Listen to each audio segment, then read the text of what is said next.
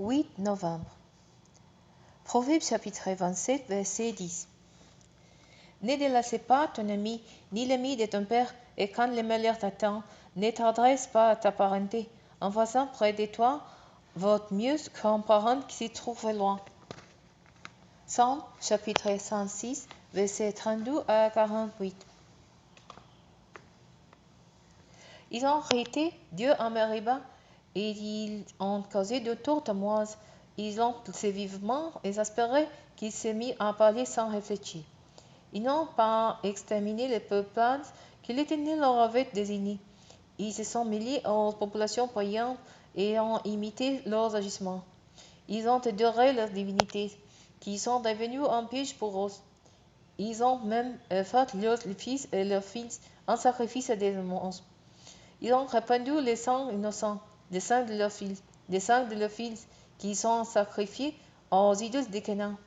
Et l'épée fut scellée par ces meurtres.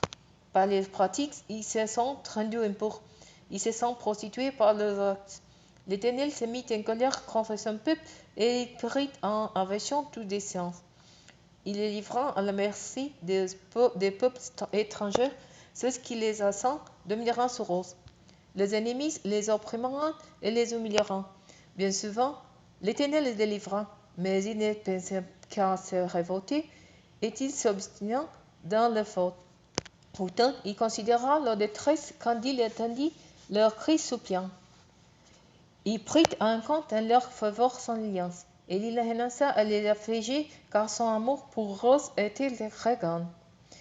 Il éveilla pour eux la compassion de tous ceux qui les retenaient captifs. Délivrez-nous, Éternel notre Dieu. Recevez-nous du sang des autres peuples. Nous te célébrons, toi qui es saint, et mettrons notre gloire à tes louer. Béni soit l'Éternel, Dieu d'éternité jusqu'à éternité, et que les peuples entiers répondent Amen. Louez l'Éternel.